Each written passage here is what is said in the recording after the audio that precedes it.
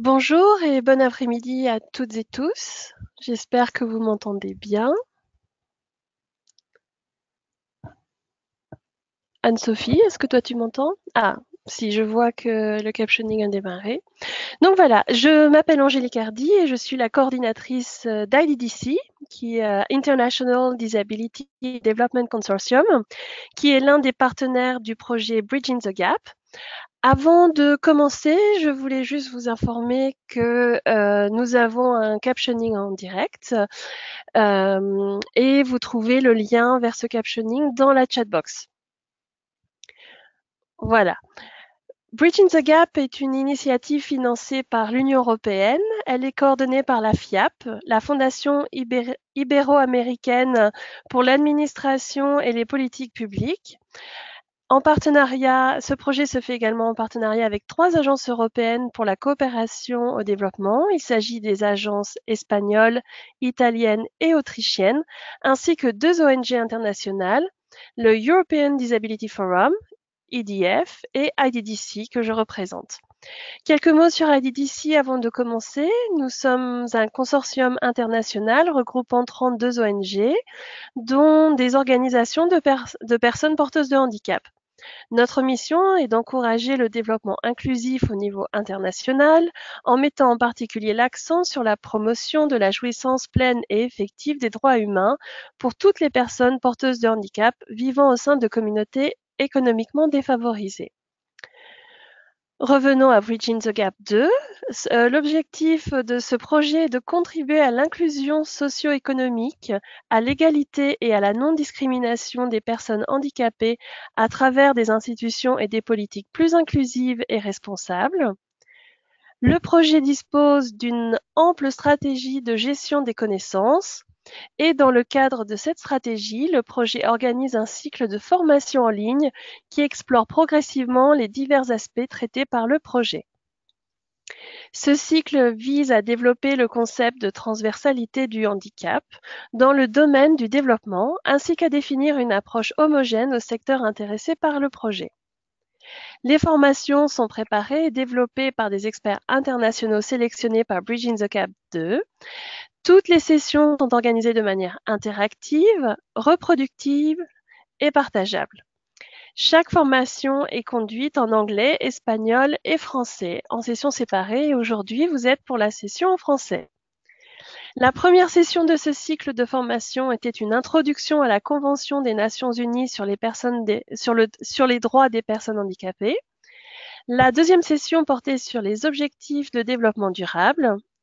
Le webinaire numéro 3 se focalisait sur la question du développement inclusif des personnes porteuses de handicap et la quatrième session, quant à elle, abordait la gestion du cycle de projet inclusif et accessible.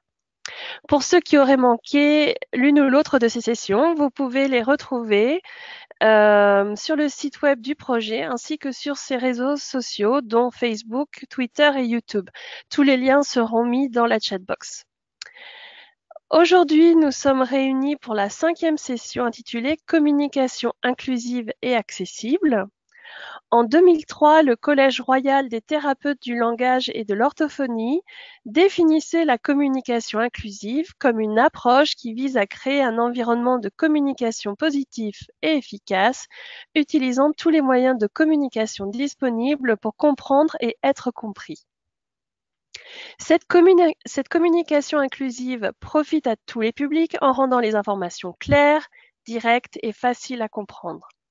Cette approche prend en compte les obstacles à l'accès à l'information et offre des possibilités de retour d'information. Pour que la communication inclusive et accessible soit efficace, il est important de fournir des informations claires et concises destinées à un public déterminé afin de garantir à tous les utilisateurs un accès égal à l'information. Bien que le véhicule pour cette information puisse changer, le message reste le même. La Convention des Nations Unies sur le droit des personnes handicapées prévoit des protections spécifiques aux droits de l'homme des personnes handicapées, y compris l'accessibilité de l'information et de la communication. La Convention stipule que les personnes handicapées ont le droit de jouir du meilleur accès possible à l'information, sans discrimination fondée sur le handicap. L'article 9 de la Convention prévoit l'égalité d'accès aux technologies de l'information et de la communication et l'obligation d'identifier et d'éliminer les obstacles. Récemment, les communautés en ligne sont devenues un important moyen d'interaction sociale et de participation communautaire. Pour éviter d'être source d'exclusion sociale, elles doivent donc garantir des normes de communication accessibles et inclusives. Des normes d'accessibilité ont certes été élaborées pour rendre les sites web plus inclusifs pour les utilisateurs porteurs de handicap. Cependant, de tels efforts n'ont pas été consacrés aux normes d'accessibilité dans le cadre des communautés en ligne, principalement axées sur la communication, comme les médias sociaux par exemple. Le webinaire d'aujourd'hui veut donc sensibiliser les participants à l'importance de la prise en compte du handicap dans la communication et des obstacles existants auxquels sont confrontées les personnes handicapées. Il présentera des astuces techniques et autres bonnes pratiques pour rendre les communications accessibles, un guide pratique pour la création de documents accessibles, des présentations et des éditions web, mais également les dernières technologies d'assistance et formats de remplacement facilitant l'accessibilité. Pour nous aider à explorer ce sujet extrêmement important, nous avons la chance d'avoir avec nous aujourd'hui Anne-Sophie Trujillo-Gaucher. Anne-Sophie est active auprès des personnes vulnérables depuis ses premiers engagements professionnels. De formation juridique, euh, de formation juridique. Elle a obtenu son diplôme, son master en droit international humanitaire à l'université de Bochum en Allemagne. Depuis, elle a travaillé avec plusieurs organisations non gouvernementales soutenant les droits des détenus, des réfugiés et des personnes touchées par les guerres et les conflits, ainsi que les droits et accès aux services des personnes handicapées. Anne-Sophie a développé un spectre holistique de compétences dans le secteur de la coopération, allant de la gestion au développement stratégique et à l'analyse financière. Sa coopération avec Humanity and Inclusion, anciennement connue sous le nom de Handicap International, où elle était directrice de pays dans plusieurs contextes, lui a permis de développer une solide expertise multidisciplinaire dans le domaine du handicap. Elle a dirigé et géré plusieurs processus d'examen stratégique dans le domaine du handicap, impliquant des personnes handicapées, des prestataires de services et des représentants de donateurs et d'États. Après avoir passé plus de 10 ans dans plusieurs domaines humanitaires, au Moyen-Orient et en Afrique de l'Ouest, elle travaille désormais en tant que consultante indépendante, réalisant des missions à court terme, une assistance technique spécialisée et des consultations pour les ONG. Avant de commencer, je rappelle juste quelques conseils techniques. Le webinaire est sous-titré en direct et le lien pour suivre ces sous-titres se trouve dans la chatbox. Maintenant, je donne la parole à Anne-Sophie et merci encore de votre participation à tous. Eh bien, bonjour à tous. Merci Angélique pour ces mots introductifs. Et je suis ravie de me retrouver parmi vous, virtuellement en tout cas, sur ce webinaire qui va avoir trait à la communication inclusive et accessible. Et je reprendrai pas les mots introductifs d'Angélique pour enchaîner le plus rapidement possible sur la présentation et puis se laisser le temps d'avoir un moment spécifique pour des questions-réponses et pour des partages de bonnes pratiques sur des choses, des éléments, des activités que vous aurez pu avoir et qui seraient intéressantes de partager. Je vous avertis simplement que je suis branchée sur mon téléphone portable et que du coup, n'ayant pas accès à la chatbox, Angélique fera le relais pour les questions et pour me lire tout ça et que je puisse vous répondre en temps. Donc, n'hésitez pas à interagir, mais soyez bien informés qu'Angélique fera le bridge, le pont entre nous. Du coup, on va se prendre une demi-heure, trois quarts d'heure, je pense plutôt trois quarts d'heure, pour commencer pour vous poser un petit peu le sujet et pour vous inscrire un petit peu les principes en tête ou les premières choses à savoir et laisser un peu ensuite le temps à ces questions-réponses et à ces partages entre nous. Bien entendu, vous aurez accès plus tard à cette présentation et je ferai comme j'ai déjà pu faire pour d'autres, pour le précédent webinaire que j'ai eu la chance de pouvoir animer avec Bridging the Gap, de vous mettre à disposition un petit livret qui reprendra cette présentation et qui vous permettra aussi d'accéder à un certain nombre de ressources sur Internet pour que vous creusiez un petit peu les choses que je vais forcément faire que glisser dessus, en tout cas pas pouvoir creuser parce que le temps va nous manquer et que ça nécessiterait pour le coup des interventions bien plus longues. Alors, je vais reposer un petit peu les choses dès le départ en se demandant pourquoi on parle de communication inclusive et accessible, qu'est-ce que ça veut dire, quels sont les principes de base que ça implique. Et ensuite, on verra avec différents exemples les différentes applications de ces principes et de cette mise en œuvre d'une communication inclusive et accessible. Et on le verra tant pour la production de l'information que pour nos réunions ou nos événements, avec différents trucs, enfin différentes astuces ou différentes choses à penser, un peu des listes de vérification comme ça pour voir ensemble comment on fait pour rendre nos communications, nos documents, nos sites internet, nos réseaux sociaux accessibles à tous. Donc n'hésitez pas à intervenir sur votre chatbox et à poser des questions pour simplifier, si c'est OK avec vous et avec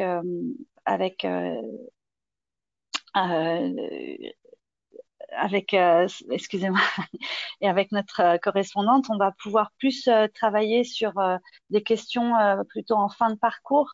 Comme ça, Angélique aura la possibilité de les regrouper par thématique.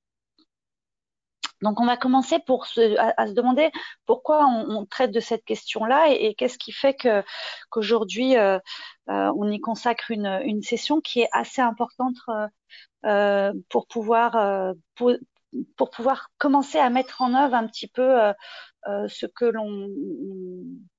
on porte beaucoup dans la thématique et dans le monde du handicap et de la différence, j'allais dire, au plus grand large.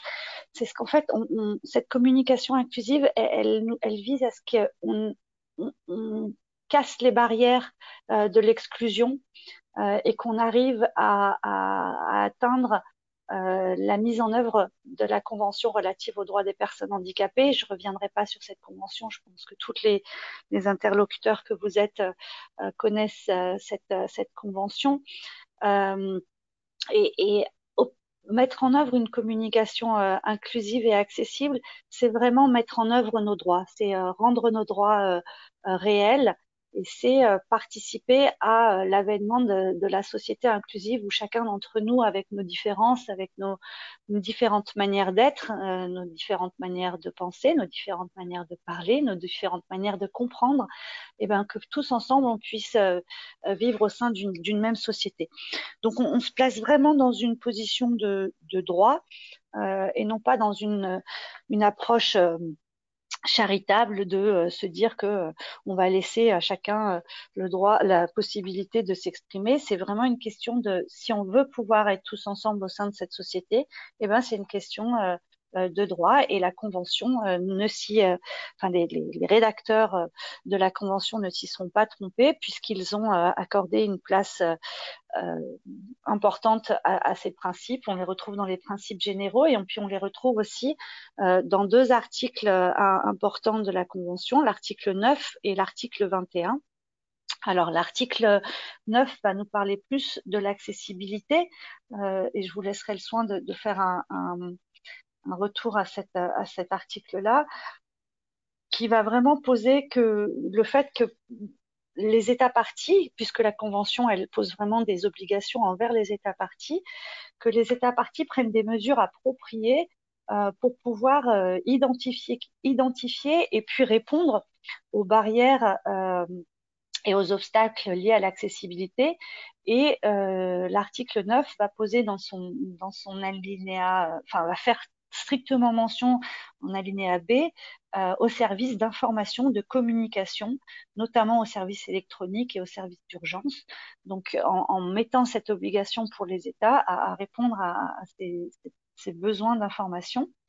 L'alinéa 2, G et H de l'article 9 sur l'accessibilité va aussi nous mettre les États parties devant l'obligation de prendre des mesures appropriées pour promouvoir l'accès aux personnes handicapées aux nouveaux systèmes et technologies de l'information, de la communication, y compris Internet, et de promouvoir l'étude, la mise au point, la production et la diffusion de systèmes et technologies de l'information et de la communication, de façon à en assurer l'accessibilité à un coût minimal. Alors, le deuxième article qui va faire qui mentionne cette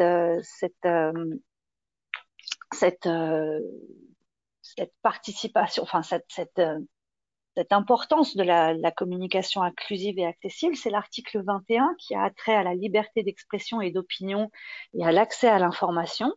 L'article 21, il a plusieurs importantes mentions, mais pour ce qui nous concerne aujourd'hui, ça va être son alinéa C et son alinéa D qui vont mettre les instances privées, notamment, aussi devant une obligation par le biais d'Internet, mais par le biais de tous les autres services à la disposition du public en général, mais de fournir des informations, des services sous une forme accessible aux personnes handicapées, de manière à ce que celles-ci puissent les utiliser. Cet article, il est aussi important parce que dans son dernier alinéa, l'alinéa D, il encourage, je voulais vous le lire, donc l'alinéa D dit il faut encourager les médias, y compris ceux qui communiquent leurs informations par Internet, à rendre leurs services accessibles aux personnes handicapées. Et ça, c'est quelque chose aussi qui peut être important sur le terrain. Vous êtes certainement de plein de pays différents et actifs dans la solidarité internationale. Et pour rendre ces droits vivants, il faut aussi savoir les mettre en œuvre auprès des différentes parties prenantes sur un territoire, et notamment les médias. Et souvent, on peut avoir une activité qui va viser à les interpeller sur la base de cet article-là, 21 alinéa D, pour leur dire vous êtes aussi partie prenante à la mise en œuvre de la Convention, et dans vos communications télévisuelles ou journalistiques ou vos revues de presse, etc., vous devez faire en sorte, dans votre site Internet, faire en sorte que celui-ci soit accessible. Donc, c'est vraiment utile de pouvoir faire un rappel à ces articles-là parce qu'ils vont vous donner les moyens de rappeler aux différentes parties prenantes, les États, les acteurs privés, à mettre en œuvre la Convention et à la mettre en action. Je relaisse pas plus sur le contenu de la Convention, mais c'est important de se dire que on trouve à chaque fois dans cette Convention les éléments pour mettre nos droits en action et pour permettre à ce que ça reste pas simplement un papier qui est signé par les États pour se donner une bonne image à l'international, mais c'est aussi quelque chose que nous, en tant qu'acteurs humanitaires ou acteurs de développement, on peut appeler à notre rescousse pour l'obtention de la mise en œuvre d'une action particulière ou d'un droit particulier. Donc, n'hésitez pas à en user et en abuser. Les droits ne se servent que quand ils sont utilisés. Alors, quels sont nos moyens de communication importants, enfin usuels? Il y a certains, je vous ai listé là tout un type de moyens de communication. Ça va de la parole au langage des signes, à l'écriture, au langage corporel. Tous ces éléments-là que je vous ai un petit peu, que vous voyez sur votre écran, et que je ne vais pas relire, mais tous ces éléments-là sont des éléments qui font notre communication. Et donc, en listant ces éléments-là, je souhaitais, pour voir avec vous, mettre en exergue le fait que on ne parle pas simplement de la parole, Mais il y a plein d'autres manières de communiquer et il y a plein d'autres, du coup, de vecteurs qui vont pouvoir nous permettre de travailler sur cette communication. On ne va pas simplement travailler sur le langage, on ne va pas travailler simplement sur une gestuelle, mais on va utiliser toute une panel de moyens pour pouvoir rendre notre communication accessible à tous et au plus grand nombre. Euh, on intervient là aujourd'hui dans le cadre du handicap et on sait qu'il y a certains facteurs qui vont affecter la communication et faire en sorte que tous ces moyens de communication que je vous ai listés là, eh ben, ils deviennent, euh, ils vont être des barrières à la compréhension et à l'échange entre deux personnes. Euh, ces facteurs, euh, ces facteurs, ça peut être des problèmes d'ouïe, des problèmes de mobilité, des problèmes cognitifs, des problèmes de langage, ou bien une accumulation de ces déficiences et donc des déficiences multiples. Euh, sur l'ouïe, très clairement, une déficience auditive va faire en sorte que la parole va être plus compliquée à être entendue, voire pas du tout entendue. Pour la mobilité, on va avoir certains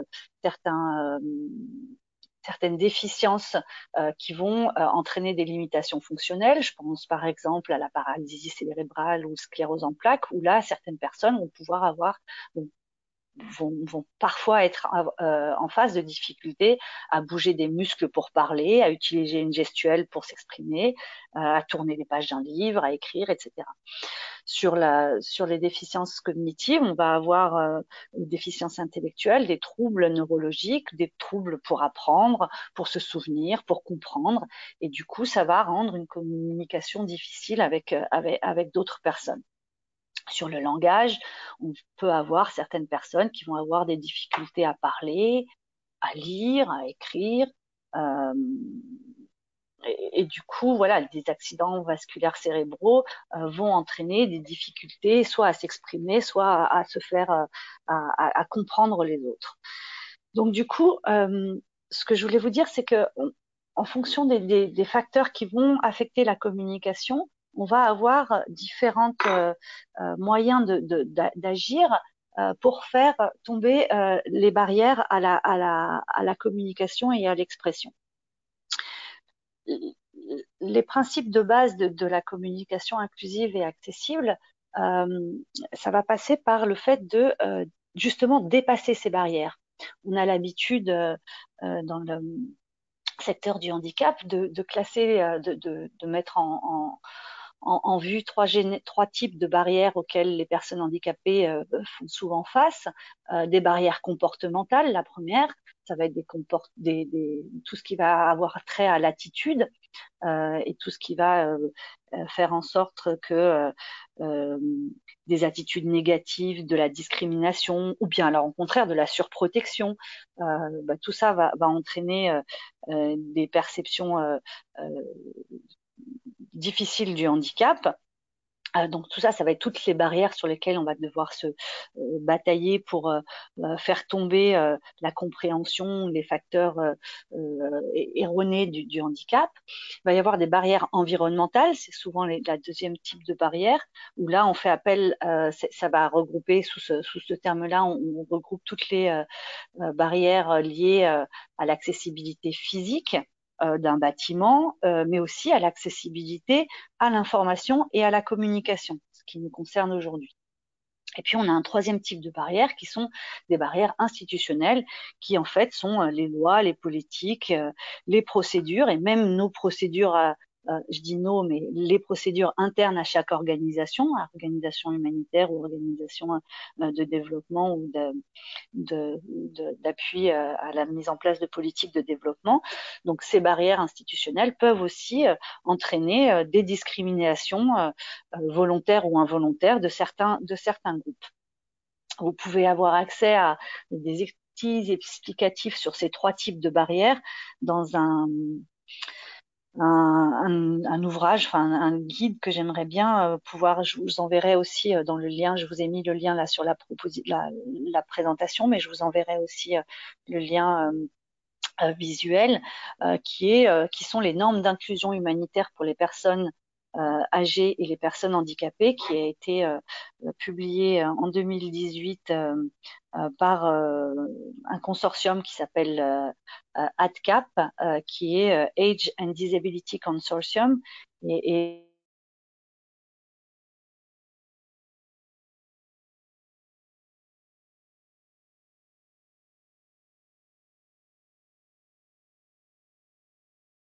Alors, il semble que nous avons un problème de son avec Anne-Sophie. On va régler ça tout de suite. 2 petites minutes. Je reviens tout de suite.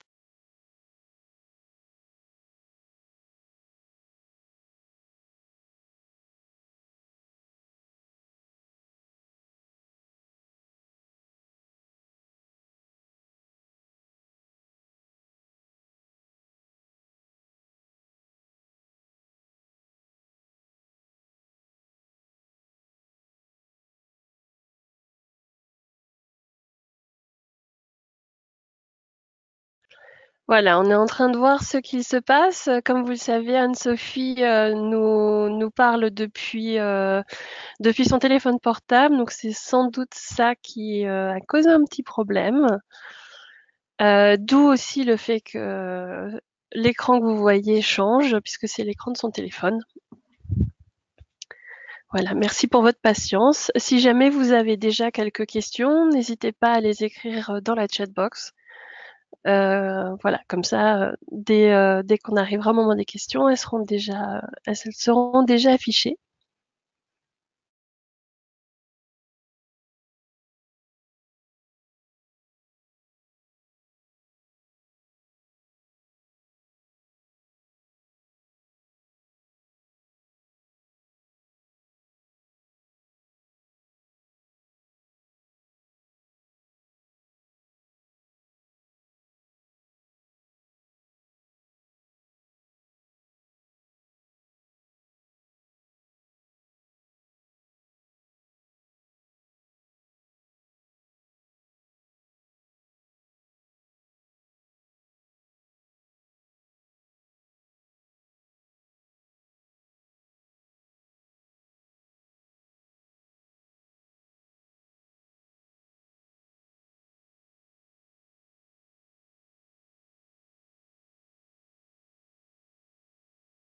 Voilà, alors, il semblerait que la connexion soit perdue.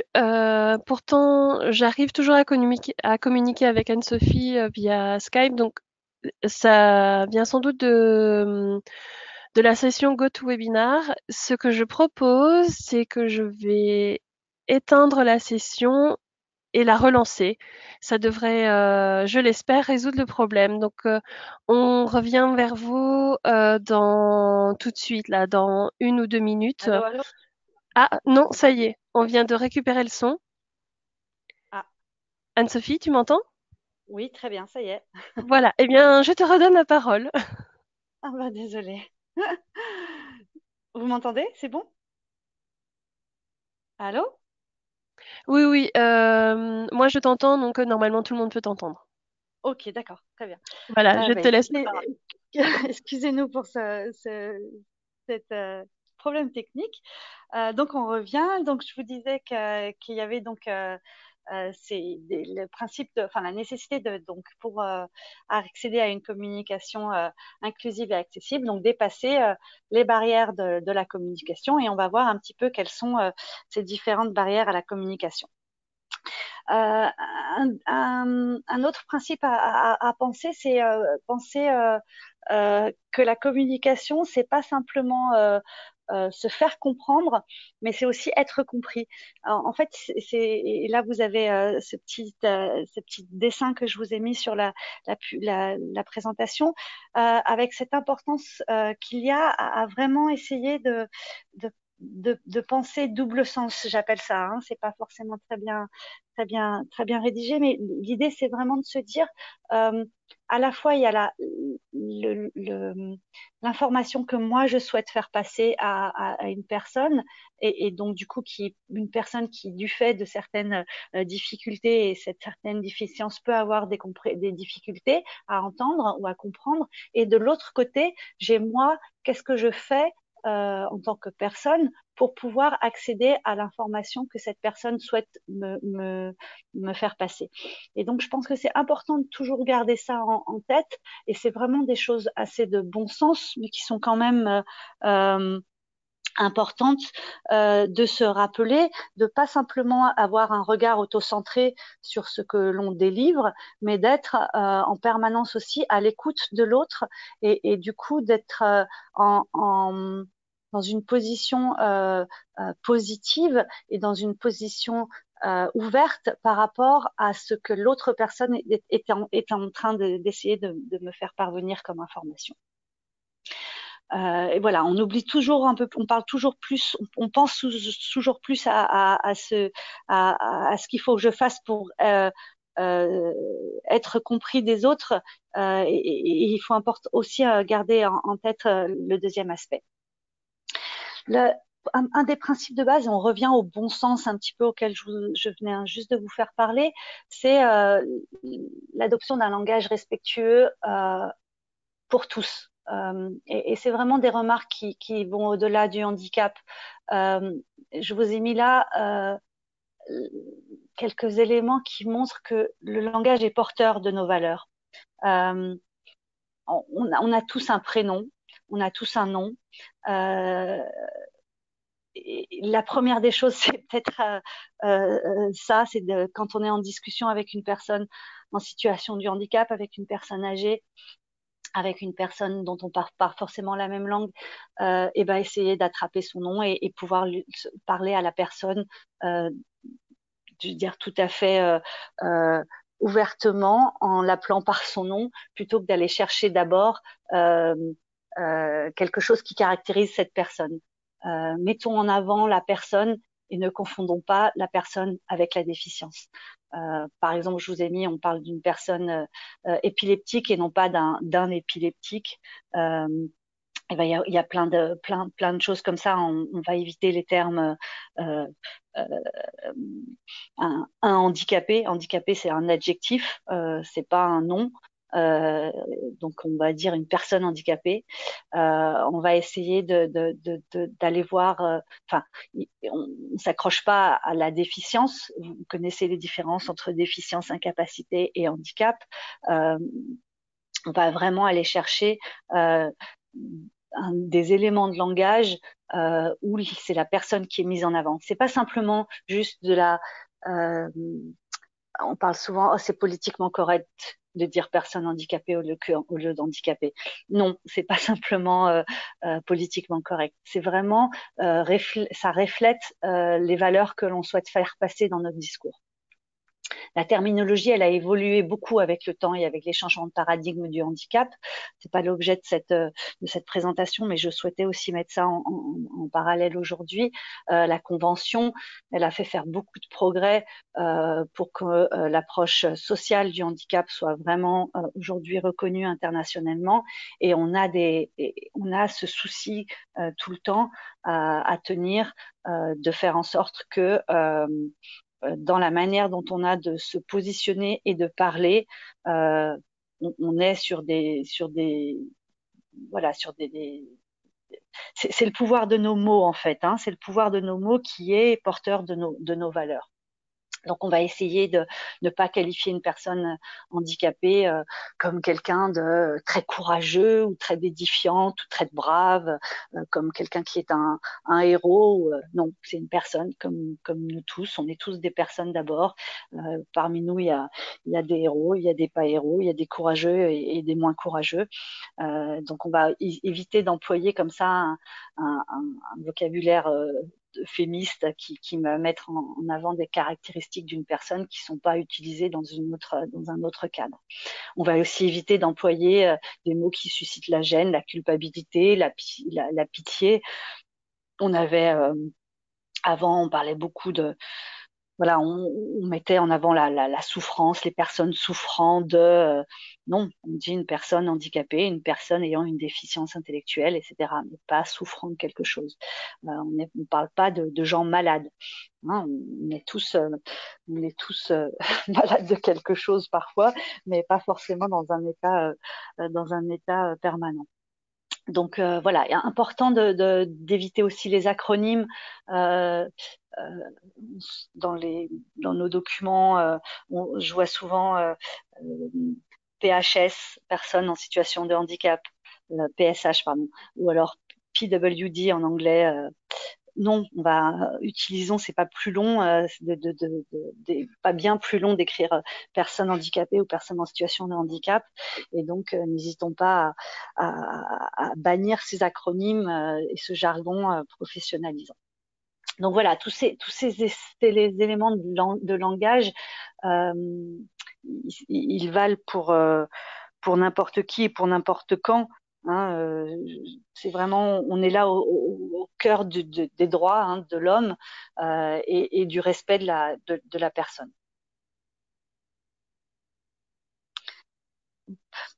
Alors, quel sigle visuellement, on a parlé là, je vous ai parlé du langage oral, maintenant le langage visuel. Il y a des différentes normes et différents sigles qui existent. Euh, on va préférer utiliser des sigles qui montrent une action plutôt que passif. Alors j'ai délibérément transformé le petit sigle que vous voyez à gauche sur la déficience motrice par un sigle alternatif qui existe de plus en plus maintenant, qui montre une personne en chaise mais qui a une, une attitude positive de pousser, enfin d'action et non pas qui est passif assise dans sa chaise en attendant. Euh, quand on parle de représentation, ça passe aussi par ça. Hein. L'objectif, c'est de porter de manière visible nos principes d'inclusion, de participation de la personne, d'une personne en termes d'acteur de sa vie et pas bénéficiaire d'un service. Donc c'est important que se traduise aussi dans les sigles qu'on emploie. Euh, marquer je vous ai mis aussi le petit sigle d'une personne qui fait une présentation en chaise, parce que c'est des choses qu'on peut utiliser dans nos travaux sur le terrain, pour à chaque fois permettre l'identification rapide visuelle d'une situation. Sur l'image, je voudrais en profiter pour pouvoir dire aussi que c'est important d'imager, de mettre en visibilité une personne en situation de handicap, pas simplement dans des publications qui parlent de handicap, mais aussi dans des publications générales. Et inclure la personne handicapée dans un panel de personnes quand elles sont représentées, c'est important parce que c'est 15% de la population mondiale et de n'importe quelle population qui est en situation de handicap. Donc les rendre visibles dans nos publications, c'est aussi leur reconnaître leur existence dans la société. Donc voilà, n'hésitez pas à reprendre ces logos, vous les retrouverez aussi sur Internet assez facilement. Du coup, voilà, maintenant qu'on a vu un petit peu ces grands principes, on va passer sur les applications. Comment on fait comment on met en œuvre une communication inclusive et une communication accessible, à quelle occasion on les fait. Donc du coup, je vais passer en revue plusieurs types de besoins, plusieurs types pardon de création, enfin de diffusion d'informations et on va aussi discuter des différents types de déficiences et de comment on accompagne notre communication en fonction de ces différents publics. Une communication accessible et elle va se traduire dans un premier temps pour tout ce qui va concerner la diffusion de nos informations. Donc pour la diffusion de nos informations, il faut qu'on garde en tête, pour avoir une communication inclusive et accessible, mais qu'on va parler à différents types de personnes ayant des différents types de déficiences. Et donc pour dépasser les barrières de communication dont on parlait tout à l'heure, eh ben, il va falloir utiliser plusieurs moyens pour que toutes les personnes qui ont des besoins différents puissent avoir accès à votre information. Pour cela, il va falloir apprendre à identifier les besoins spécifiques de telle ou telle personne en fonction de leur déficience. Quand je dis plusieurs types de formats de communication, ça va être à la fois de l'écrit, de l'oral, de la vidéo, et toutes ces manières, toutes ces multiples manières pour une même information. Si on s'assure de les diffuser de ces différentes manières, ben on est à peu près assuré de pouvoir avoir répondu à tous les besoins spécifiques selon les déficiences des personnes.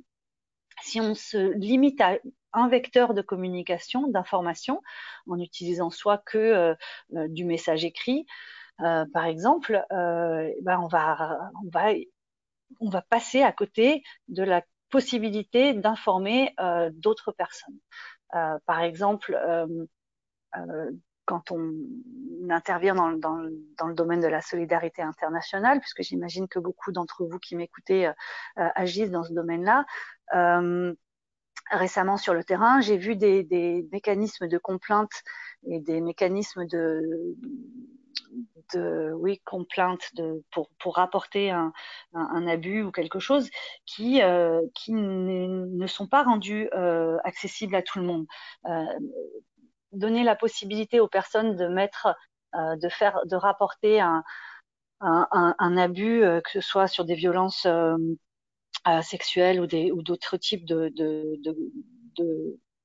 complaintes sur des services qui sont rendus par les acteurs humanitaires ou les acteurs de développement. Si on le fait simplement par l'écrit, par le biais d'une boîte à recommandations dans un centre de santé ou ailleurs, et ben tous ceux qui n'ont pas la capacité d'aller pouvoir poster leur message écrit dans cette boîte, et ben ils n'auront pas accès, ils pourront pas avoir accès à ce mécanisme de complainte. Donc là, prévoyons plusieurs moyens, différents formats de communication pour dire il existe un moyen pour vous pour avoir accès à nos services de complainte. Faisons aussi par des messages vidéo, par des textos, par des petites capsules audio qui passent régulièrement sur les différents radios locales. Ça permettra à toutes les personnes de pouvoir y accéder. Alors quand je parle de toutes les personnes, c'est vraiment du coup pour nous acteurs d'avoir en tête les différents besoins des personnes en fonction des incapacités ou des déficiences auxquelles elles vont faire face. Je vais rapidement vous passer en revue les différents types, les grandes familles de types de déficiences qui peuvent exister, et que du coup on puisse avoir en tête les mesures particulières pour dépasser les barrières de communication. Donc, par exemple, pour les personnes en déficience visuelle, l'important de notre communication écrite, ça va être l'utilisation d'une grande police de caractères, de caractères sans sérif. Donc, sans sérif, ça veut dire, ce que j'utilise là pour faire la présentation aujourd'hui, on va éviter des polices de caractères qui soient trop pleines d'enluminure, de détails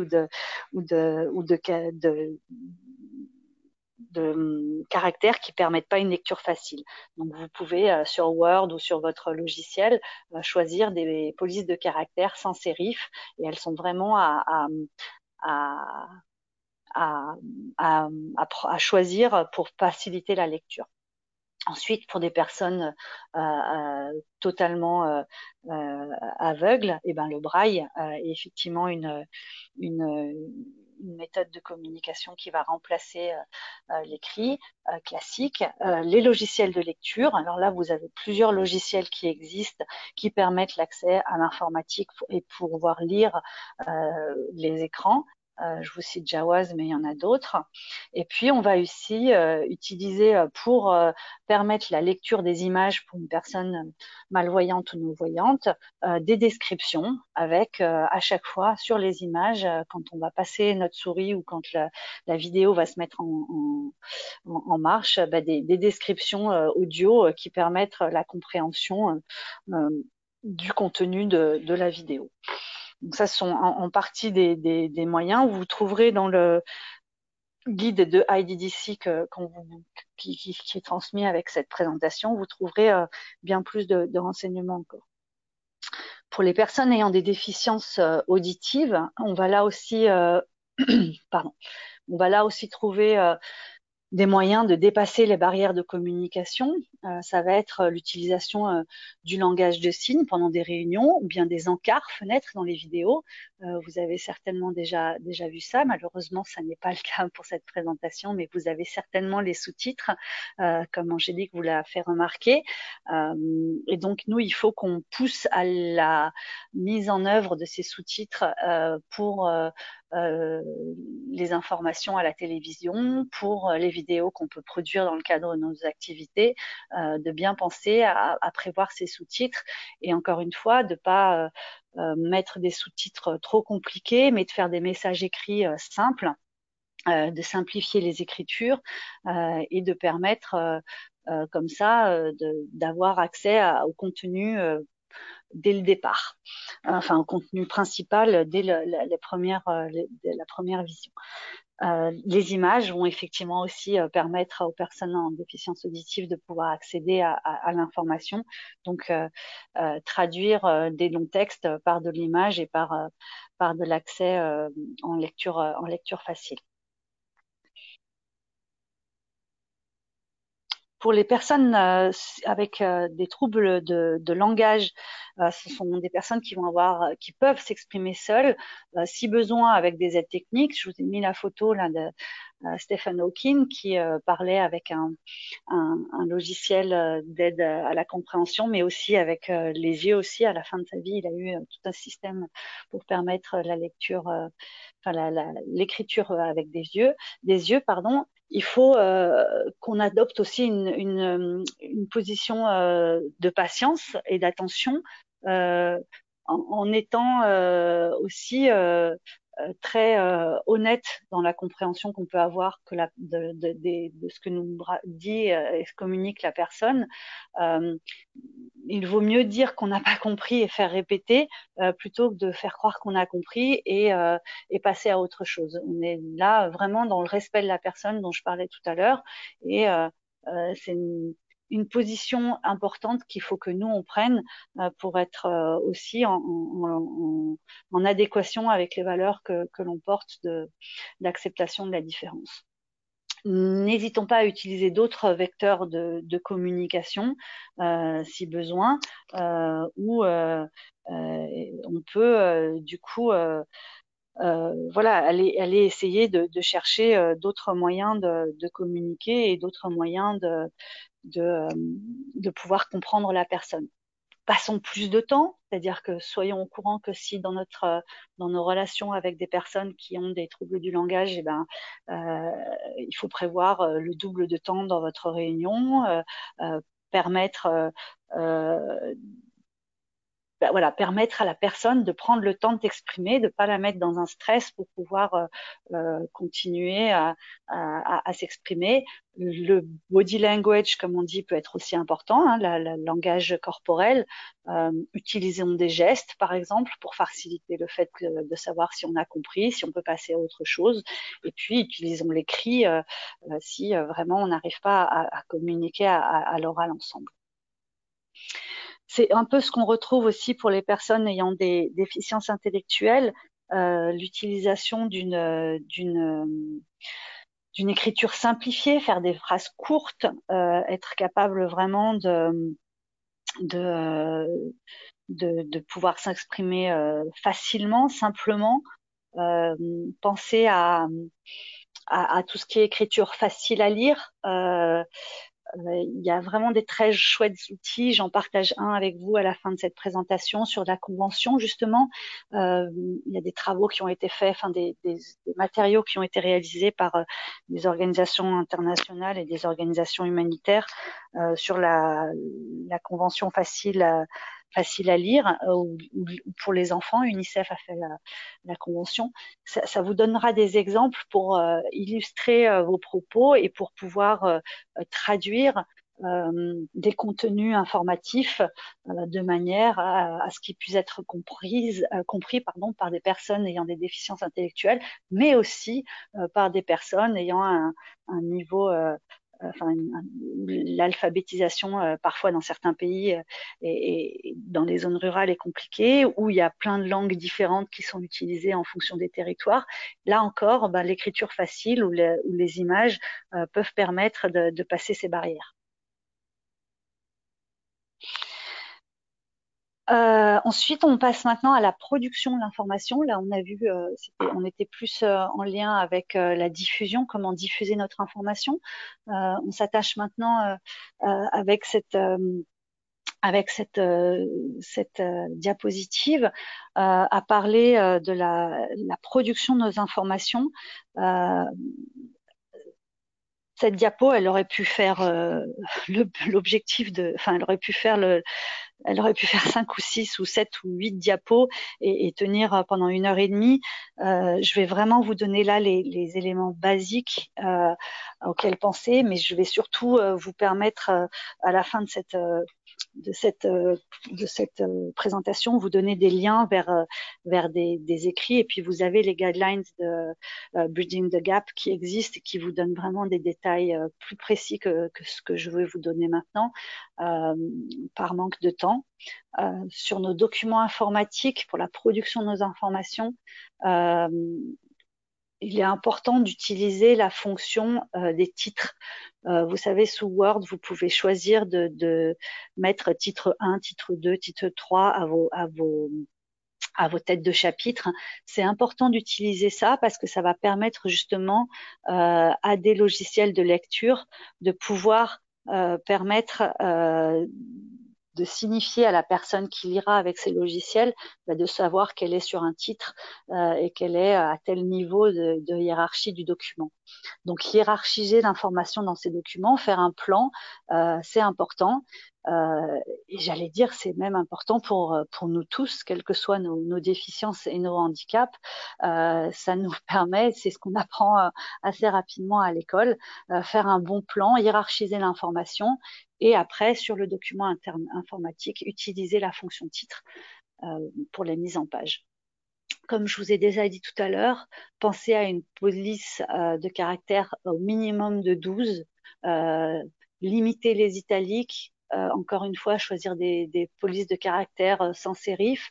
Donc, on limite l'enluminure, on va directement au fait.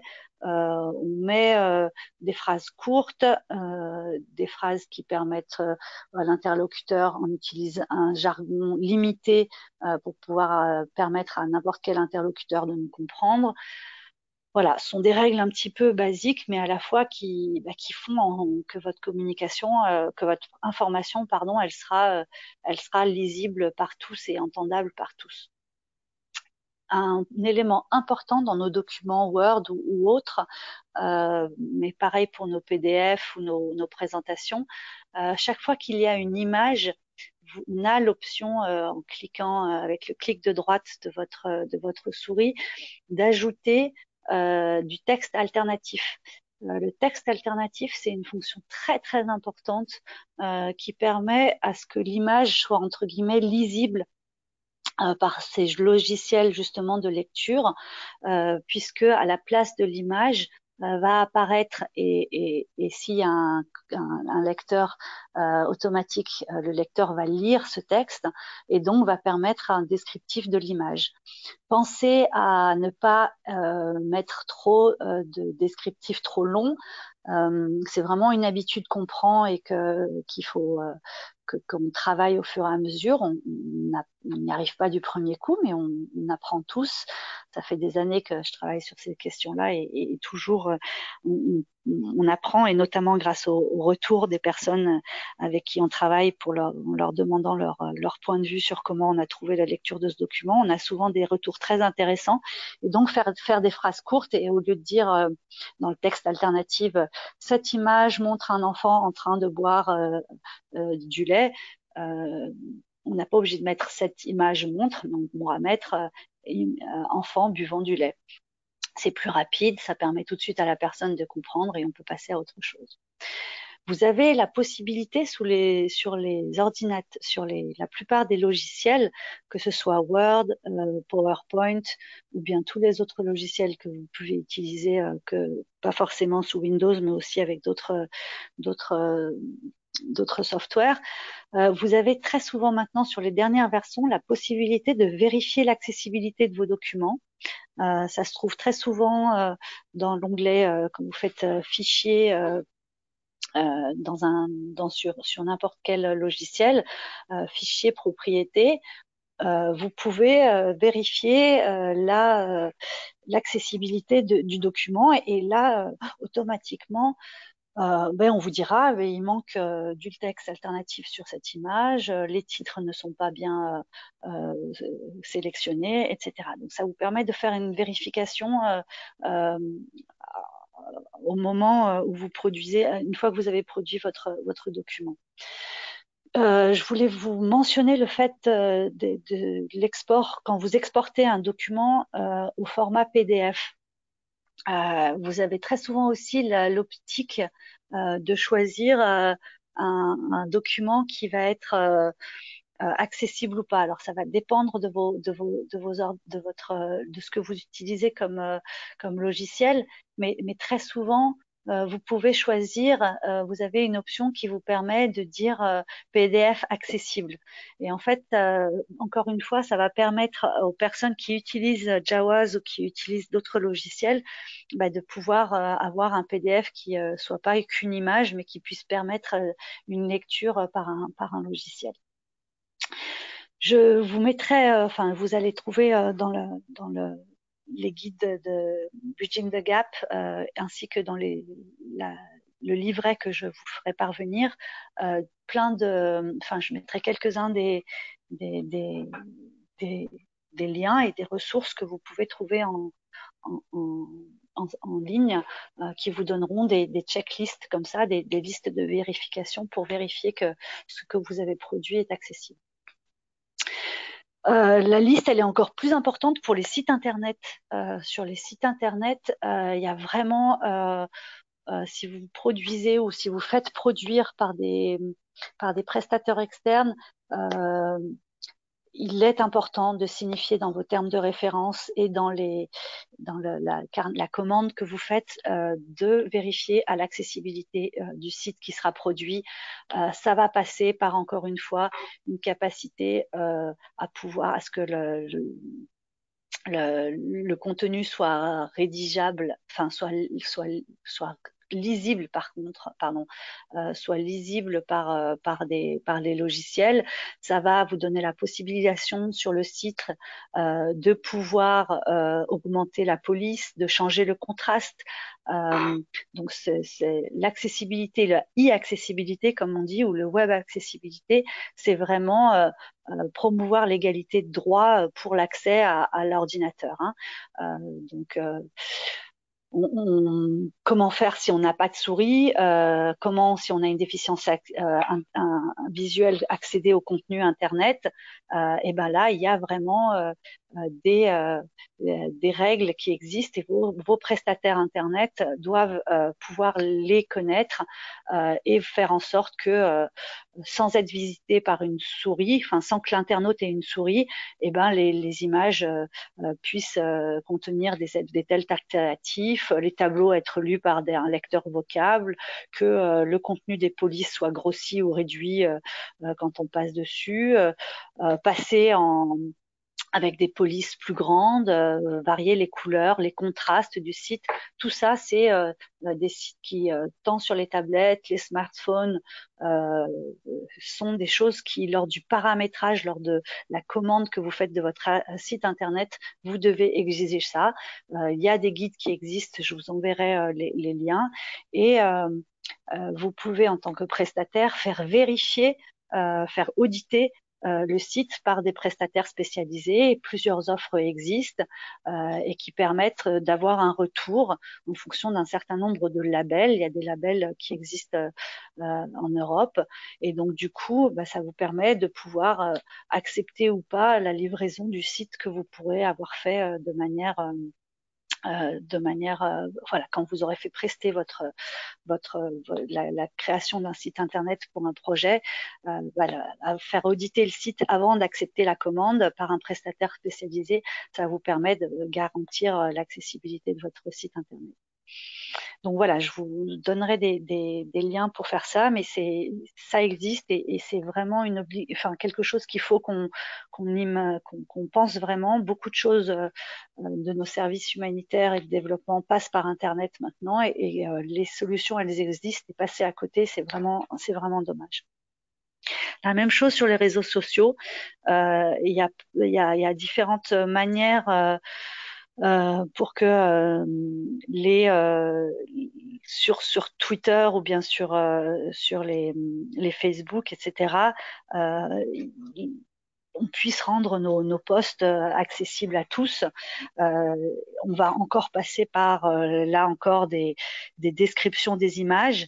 Hein, où vous avez la possibilité sur un post internet, d'un post Twitter par exemple, de sélectionner dans les, les paramètres l'accessibilité de votre poste et du coup de pouvoir ajouter une description à l'image que vous allez rajouter à votre tweet. C'est la même chose sur Facebook. Alors Facebook, par exemple, eux, ils utilisent de manière automatique le texte alternatif. Hein. Alors en anglais, ça s'appelle alt text. Euh, mais donc en français, le texte alternatif, il est inclus d'office sur Facebook. Par contre, il ne correspond pas toujours à la réalité de l'image. Donc, il ne faut pas hésiter à aller vérifier et à éditer. Et ça, vous pouvez le trouver aussi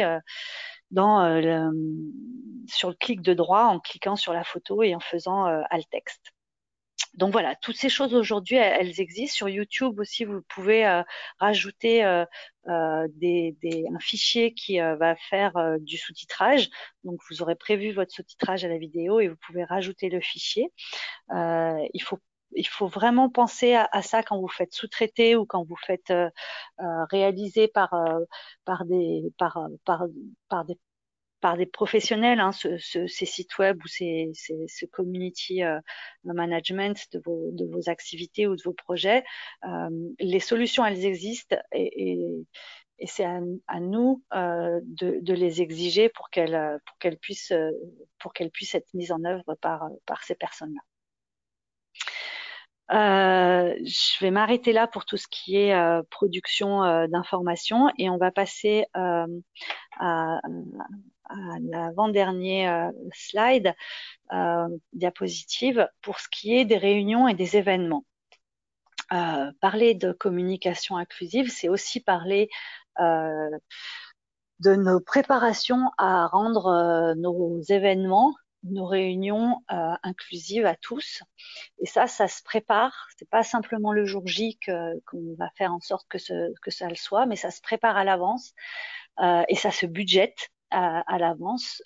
Il est vraiment important que lorsqu'on prévoit de faire une réunion, eh ben on ait réfléchi à l'accessibilité de la salle.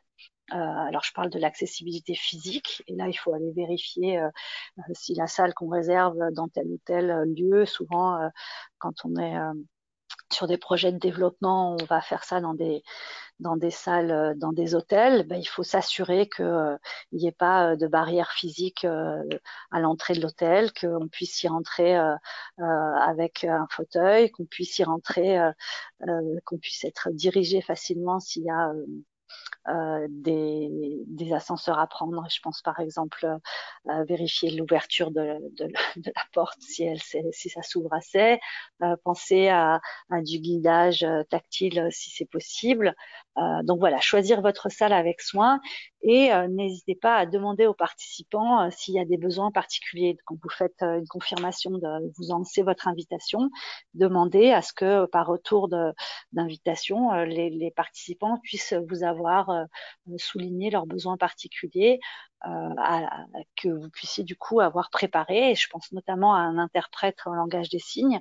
Si vous savez que des personnes vont devoir avoir besoin d'un signe, enfin d'une interprétation en langue des signes, ben, ça vous permettra d'avoir contracté à l'avance euh, votre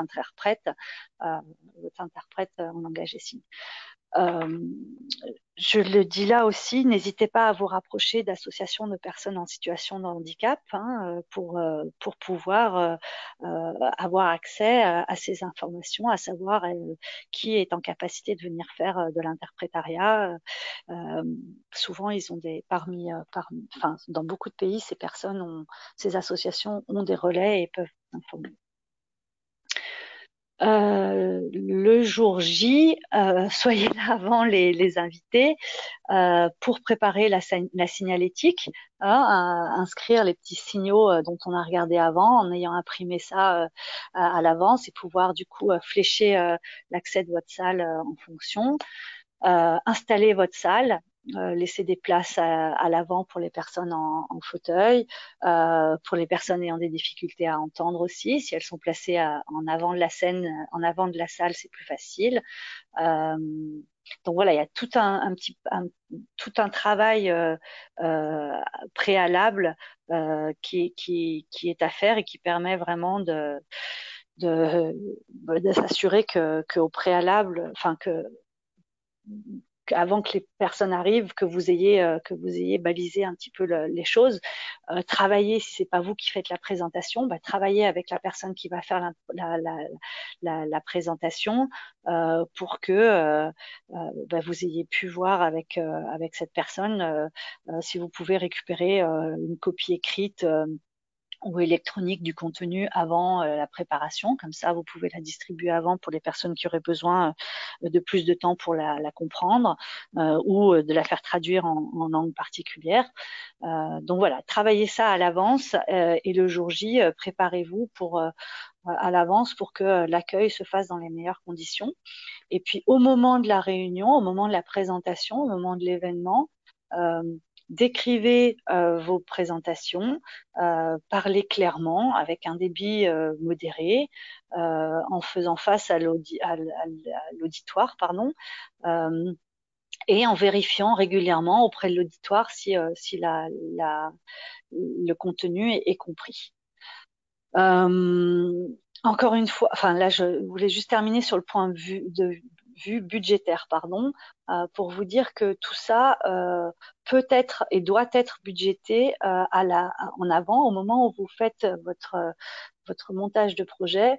Euh, L'accessibilité, elle peut avoir un coût, et si elle est anticipée, elle coûte moins cher que quand elle est rajoutée les jours J. Donc, n'hésitez pas à rajouter dans vos projets tous les moyens nécessaires qu'il faut pour permettre cette accessibilité, cette communication inclusive et accessible. Euh, voilà, n'hésitez pas. Enfin, je vous donnerai. Il existe il existe pas mal de guides. Alors beaucoup plus en anglais qu'en français, mais j'en ai aussi en français, donc je les mettrai dans le livret que je vous donnerai ensuite. J'ai commencé ici à en lister quelques-uns. Beaucoup viennent de nos amis canadiens qui, pour le coup, du coup, ont une pratique inclusive franco-anglaise bien plus importante que dans d'autres pays, et donc qui produisent beaucoup d'informations en français. en tout cas qui traduisent beaucoup des informations qu'ils ont en anglais en français aussi. Donc du coup, ils ont des guides qui sont très intéressants. J'en ai cité là quelques-uns, mais je vous en donnerai d'autres qui vous permettront, voilà, de pouvoir s'assurer que la production de l'information que vous faites et la diffusion de l'information que vous faites puisse être audible et entendable par la plupart d'entre nous et pour toutes les populations auxquelles nos projets de développement international, nos projets de développement de société, de la solidarité internationale s'adressent. Voilà, j'en ai fini avec cette présentation. J'ai duré un peu plus de temps que j'avais prévu, mais voilà, je suis prête si vous avez des questions euh, si vous avez des questions maintenant ou si vous en avez déjà posé, Angélique va pouvoir me les retranscrire et puis je serai ravie de pouvoir répondre à certaines d'entre elles. S'il y en a trop, je me tiens à votre disposition par email. Je l'ai fait lors du dernier webinar, de pouvoir répondre à des questions ou des informations supplémentaires que j'aurais simplement balayées aujourd'hui sans avoir eu le temps de les traiter. Donc, n'hésitez pas aussi à me contacter par email. Il y a mon petit email là, je vous le remets, mais n'hésitez pas. Et puis, en avant pour les questions, je suis à votre écoute. Merci beaucoup Anne-Sophie. Donc nous allons effectivement maintenant commencer avec le débat. Je suis sûre que vous avez beaucoup de questions. Nous en avons déjà reçu quelques-unes. Si vous en avez encore, vous pouvez les inscrire dans la chat box. Si vous le préférez, vous pouvez également lever la main virtuellement et je vous donnerai directement la parole. Si c'est plus facile pour vous que de poser les questions par écrit. N'hésitez pas non plus à partager vos propres expériences en termes de communication. Et sur ce point, je vais juste partager une expérience que j'ai personnellement lorsque je dois utiliser Twitter, qui a un nombre de caractères limité. Et la question que je me suis souvent posée et que du coup que je pose à Anne-Sophie maintenant, c'est normalement on ne doit jamais utiliser les acronymes, mais dans le cadre de Twitter, est-ce que vous avez des recommandations? Parce que effectivement, des fois, utiliser un acronyme, eh ben, ça permet de de sauvegarder pas mal de caractères. Ouais, alors c'est vrai que Twitter c'est une école, c'est vraiment un outil. Enfin, c'est le moyen, ça nous oblige à vraiment travailler beaucoup notre expression. Et du coup, très souvent les posts qu'on fait doivent être vraiment travaillés beaucoup pour pouvoir justement permettre de sauver quelques mots. Et alors par expérience. Euh, et on arrive très souvent, sans arriver à mettre des acronymes, on arrive à rogner des petits mots en faisant des phrases plus simples, sujet, verbe, complément, plutôt que d'utiliser un acronyme. Et puis après, j'allais dire, si vraiment ça tient pas et qu'on personne en situation de handicap, c'est vraiment trop long. Effectivement, personne handicapée, ce sera plus court. Et puis si ça tient pas encore, ben personne, au lieu de mettre personne, on va mettre PERS, point. Et donc on gagne un petit peu trois ou quatre caractères de plus. Ensuite, l'utilisation de hashtags peut aussi aider. Donc utiliser un hashtag handicap. Ça va on va tourner sa phrase d'une manière différente pour pouvoir utiliser cet hashtag et éviter d'écrire personne handicapée. Donc voilà, il y a il y a des petites choses comme ça qui permettent d'éviter de l'utilisation d'acronymes, sachant qu'en plus les acronymes ils vont pas être comprises de tout le monde et notre objectif souvent c'est quand même d'être entendu par aussi des personnes en dehors de nos milieux professionnels.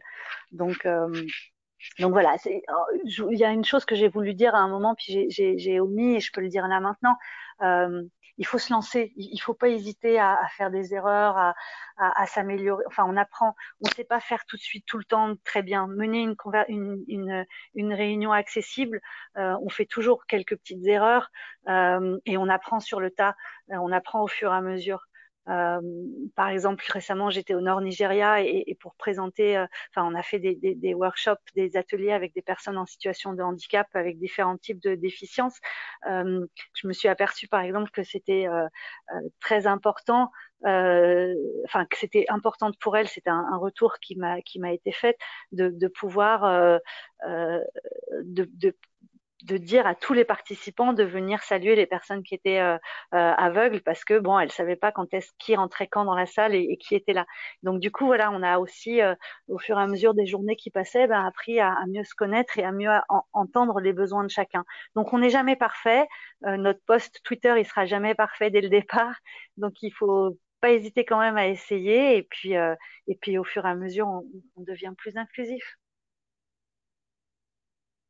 Merci beaucoup. Alors, une question de, je suis désolée si je prononce mal, c'est Ragnimwide Kabore qui nous demande, qui déjà nous dit que le sujet est très pertinent et qui écrit: «Nous faisons face à des situations tous les jours dans nos activités de sensibilisation avec les personnes handicapées.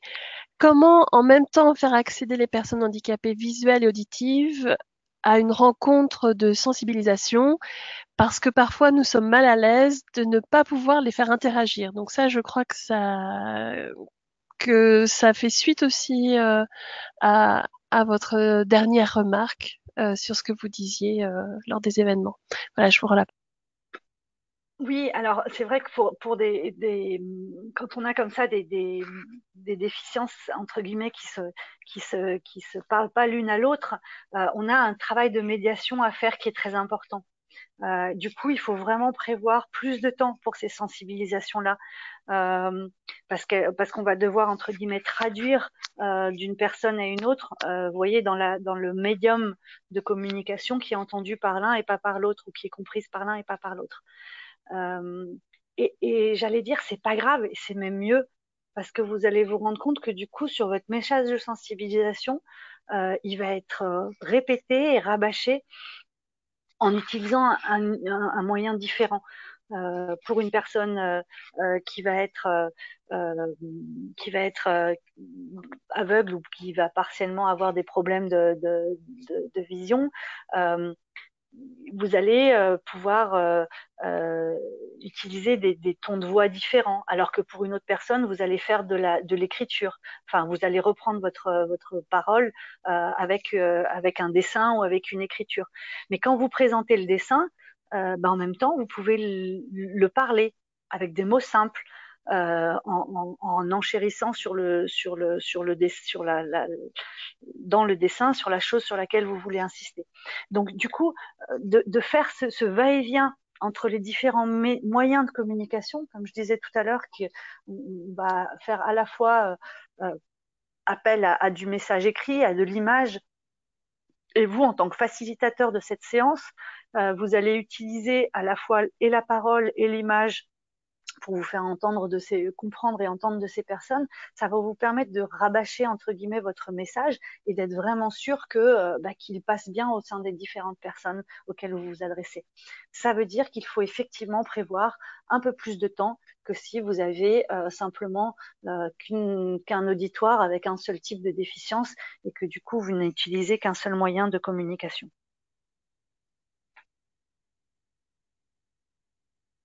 Merci beaucoup.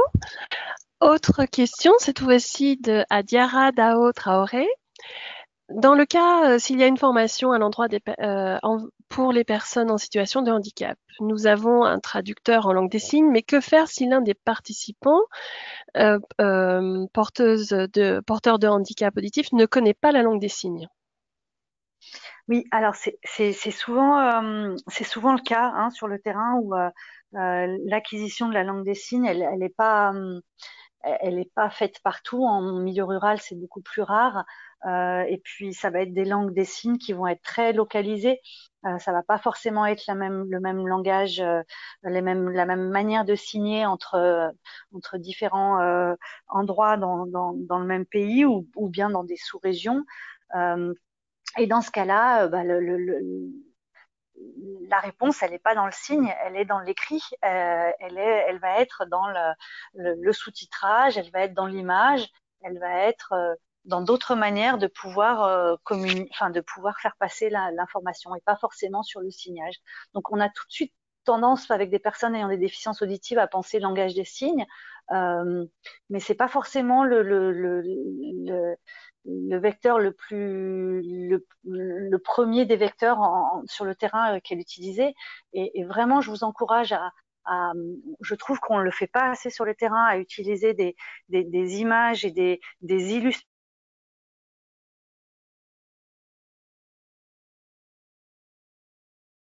Je crois que nous avons à nouveau un problème de son, décidément. Je vais voir avec Anne-Sophie, mais donc si j'ai bien compris l'idée qu'elle exprimait, c'est qu'effectivement il faut... Ah, ça y est, Anne-Sophie est de retour. Ah là là, qu'est-ce que c'est pénible. Je vous prie de m'excuser, c'est vraiment pas de chance avec ce téléphone. Je ne sais pas pourquoi ça passe en muet à un certain moment. Donc je disais, l'importance qui est là, c'est de pouvoir utiliser encore une fois plus de l'image ou de l'illustration et faites appel localement à des illustrateurs. Ça vous permet de contextualiser le message avec des dessins de chez vous entre guillemets, avec voilà l'habillage, l'environnement qui va être du coup très localisé et qui va parler aux gens. Et votre message de sensibilisation, il passera beaucoup mieux. Et ça, le vecteur de l'image, du dessin, bah, ça va vous permettre de répondre à une multiplicité de déficiences. On va pouvoir toucher des personnes en déficience auditive, des personnes avec des problèmes de compréhension ou des troubles de compréhension, des troubles, des déficiences intellectuelles, des personnes à l'alphabet. Donc vraiment, voilà, ça permet de pas simplement répondre à un type de déficience, mais à plusieurs. Et je trouve qu'on utilise pas suffisamment sur les terrains le vecteur de l'image et le vecteur voilà de l'écriture simplifiée par l'image. Je vous ferai passer des outils de la Convention relative aux droits des personnes handicapées qui est illustré pour être bien expliqué, ou bien voilà des bibliothèques d'images qui peuvent être utilisées et réutilisées à différents contextes. Il y a plusieurs organisations qui les ont développées et il faut aller les voir. Je pense à Light for the World qui a fait de bons travaux, à Women for Refugees qui a aussi fait des bons travaux là-dessus. Donc c'est des mallettes de dessin et elles peuvent être utilisées pour vos travaux de sensibilisation. Alors c'est parfait parce que je crois que ainsi vous avez répondu à la question suivante qui était de Diba Siwena Thérèse Adjaï qui demandait s'il existait de la documentation pour la préparation d'images pour les personnes handicapées mentales ou intellectuelles. Et je pense aussi que on peut mentionner le travail fait par Inclusion Europe sur ce qui concerne les formats easy to read, qui permet de faire des textes simples pour les personnes avec handicap intellectuel. Donc, je ne sais pas si Anne-Sophie voulait commenter une. Oui, je. Peut-être pour vous dire, voilà, sur effectivement, tout ce qui est facile à lire, écriture facile à lire, il y a des méthodologies qui existent qu'on n'a pas pu parler aujourd'hui, mais pareil, je vous mettrai des liens en espérant de tête, je sais plus si c'est en français ou en anglais, mais je pense qu'il y a du français. Je pense que je peux retrouver ça quelque part. Et voilà, ça vous aide à simplifier. Enfin, c'est des astuces pour simplifier votre langage, pour faire de l'écriture facile. Et c'est vraiment très chouette, encore une fois, pas simplement pour un type de déficience, mais pour une grande variété de difficultés à la compréhension. Merci. Nouvelle question, cette fois-ci de Pascal Zungrana. Donc, voilà, il écrit: «Bonsoir, merci de cette communication. Votre inquiétude, comment faire pour arriver au changement au niveau de l'administration publique où le caractère est imposé de même que la taille de police?»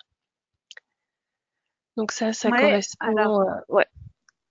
bah, là, enfin, je veux dire, c'est là où on met les droits en action. Si vous êtes dans un pays où la convention elle a été ratifiée, servez-vous des articles 9 et 21 qui vraiment posent une obligation pour l'administration de revoir ses outils et de mettre en œuvre des mesures appropriées pour promouvoir la compréhension des personnes, de tout le monde. Et donc, vous allez les voir et vous leur... c'est un combat de longue haleine. Euh, je pense à certains pays, au Sénégal, où on a vraiment utilisé la convention pour arriver à faire accéder, par exemple, à la télévision des messages de sensibilisation sur le handicap, la journée du 3 décembre, la journée internationale des droits des personnes en situation de handicap. On s'est servi de la convention pour demander à la télé publique des droits de passage gratuits ou quasi gratuits pour des messages de sensibilisation.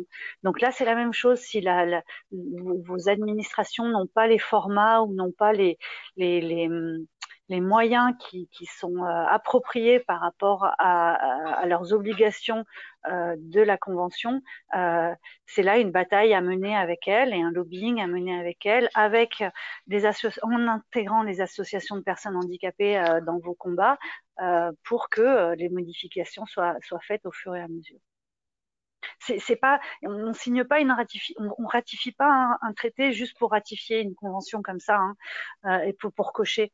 Mais là, nous, notre travail à nous acteurs de développement, c'est vraiment de récupérer cette convention, récupérer les articles et d'aller chercher son application quotidienne bien particulière. Donc, si votre pays a signé cette convention, allez les voir avec l'article 9, article 21 sur la communication et mettez les gens devant leurs responsabilités. Et pour faire cela, vous serez plus fort, on sera plus fort tous si on le fait avec des associations de personnes handicapées. Merci. Une autre question, cette fois-ci d'André Cabi. Avez-vous quelques astuces à nous proposer pour communiquer avec les enfants infirmes moteurs cérébraux, entre parenthèses IMC, tout en les faisant interagir? André souligne que les parents auraient vraiment besoin de ces outils. Ouais, et ben là on est reparti sur de la communication illustrée avec le besoin qu'il y a en fonction de votre champ d'intervention et de votre projet ou de votre domaine d'intervention, des cartes de vie à développer pour si on parle de communication quotidienne, de développer des images qui vont répondre à telle ou telle situation et qui du coup permettent d'illustrer avec l'enfant, avec le parent, la situation dans laquelle on veut faire évoluer la compréhension de la personne. Donc là encore, l'illustration pour les déficients, pour les enfants et pour la déficience intellectuelle, c'est vraiment ce qu'il y a le moyen de communication le plus simple. Merci. Une question de Rokhaya Diop. Euh, Comment faire pour faire comprendre en fait aux spécialistes en communication qu'ils doivent bien comprendre la déficience pour communiquer d'une manière inclusive?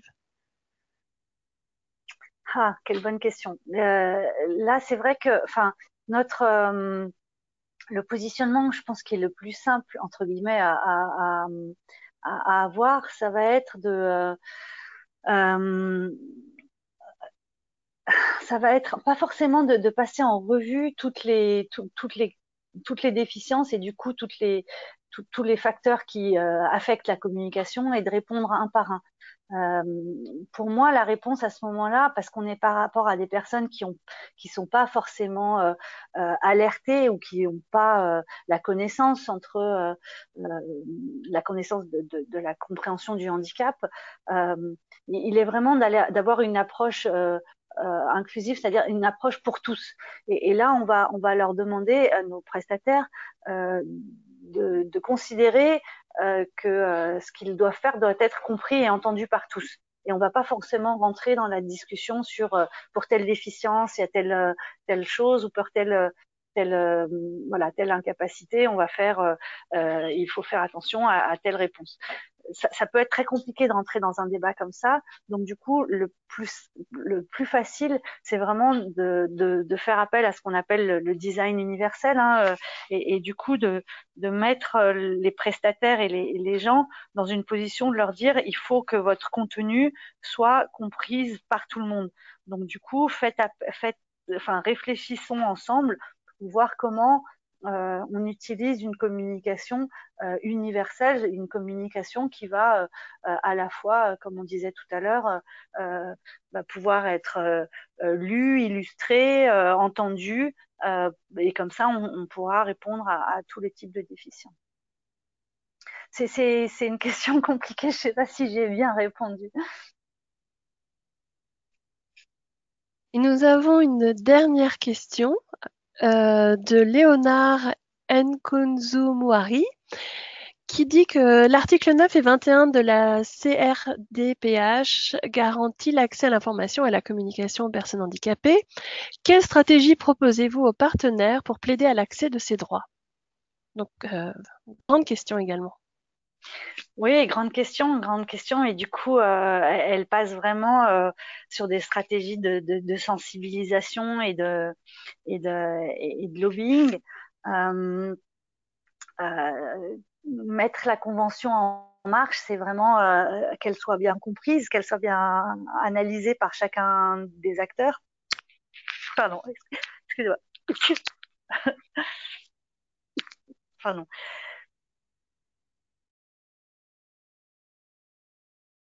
Donc voilà, excusez-moi. Il fait froid ici en France. Je m'enrhume. Donc du coup, arriver à mettre en avant la convention, c'est déjà bien la connaître. Donc il y a tout un travail de sensibilisation qui est nécessaire auprès des acteurs impliqués. Et puis après, il y a un travail de lobbying où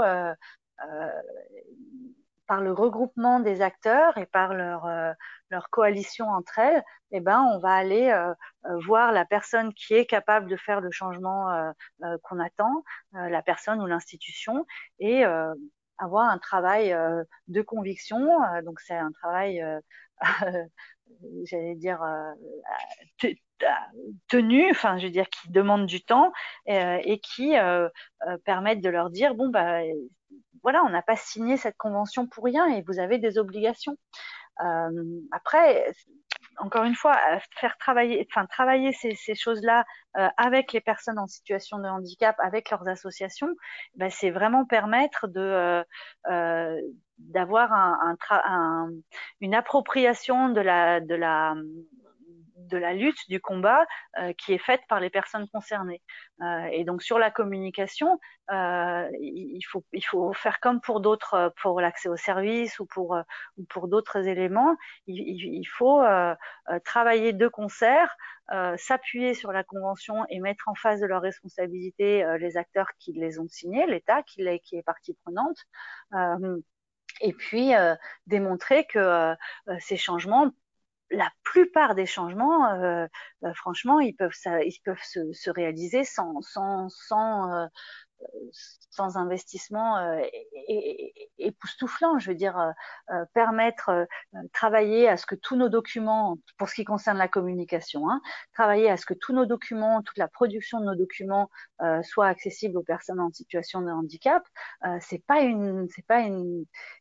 C'est encore une fois une formation initiale auprès des producteurs de l'information qui nécessite pas non plus d'avoir un bac plus 12. Hein. Donc il y a vraiment des méthodologies, enfin des petites choses à faire très rapidement, comme on a discuté tout à l'heure sur la production d'informations sous Word par exemple, qui vont faire que votre document il sera lisible par la plus grande partie d'entre nous. Donc, il est important de montrer aux acteurs avec lesquels on travaille qu'il y a un certain nombre de petits pas comme ça qui peuvent être faits et qui apporte beaucoup de choses pour l'accès à l'information des personnes en situation de handicap. Et encore une fois, c'est pas des choses qui changent en une seule journée, c'est des combats importants et c'est souvent des consortiums et des alliances entre des acteurs des acteurs du développement, des bailleurs internationaux et des associations de personnes handicapées qui permettent à ce qu'il y ait des avancées importantes dans les pays. Eh bien, merci beaucoup Anne-Sophie. Je crois que nous n'avons plus d'autres questions, à moins de dernière minute, mais je ne pense pas. Donc, eh bien, nous sommes arrivés à la fin de cette 5e session sur la communication inclusive et accessible. Anne-Sophie, merci beaucoup de votre participation et de nous avoir consacré du temps aujourd'hui. Merci également à tous les participants, déjà d'avoir participé, mais aussi pour leur patience malgré les soucis techniques que nous avons eus. J'espère sincèrement que la session d'aujourd'hui vous a appris quelque chose et a clarifié les doutes que vous pouviez avoir sur ce sujet très important. Avant de nous quitter, quelques dernières informations. Le cycle de formation du webinaire ne délivre un certificat de participation qu'aux personnes qui assisteront à au moins 75% des webinaires et répondront à l'enquête de satisfaction. Les 75% de la formation correspondent en fait à 9 webinaires sur 12. Vous recevrez le sondage avec l'email de suivi à la fin de chaque session, avec la vidéo de la session et le matériel d'apprentissage. La prochaine fois, nous nous réunirons en fin janvier sur le thème légiférer pour les droits des personnes handicapées.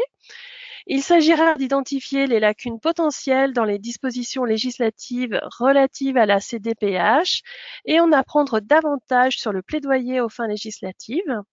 Donc c'est un tout autre domaine donc, mais tout aussi crucial et intéressant que celui abordé aujourd'hui. Et je vous recommande de ne pas le manquer. Pour ceux qui auraient manqué les sessions précédentes, vous pouvez toujours les retrouver sur notre site web, sur les pages Facebook, Twitter et YouTube de Bridging the Gap 2. Tous les liens se trouvent dans la chatbox sur le côté. Dans cette chatbox, vous pouvez aussi trouver le lien vers les documents sur la communication et l'accessibilité préparés par Bridging the Gap et par IDDC. Et voilà, vous recevrez plus d'informations et le lien d'inscription le plus vite possible pour le prochain webinaire. En attendant, je vous remercie. À la prochaine fois et bonne fin de journée et joyeuses fêtes de fin d'année. Merci, au revoir.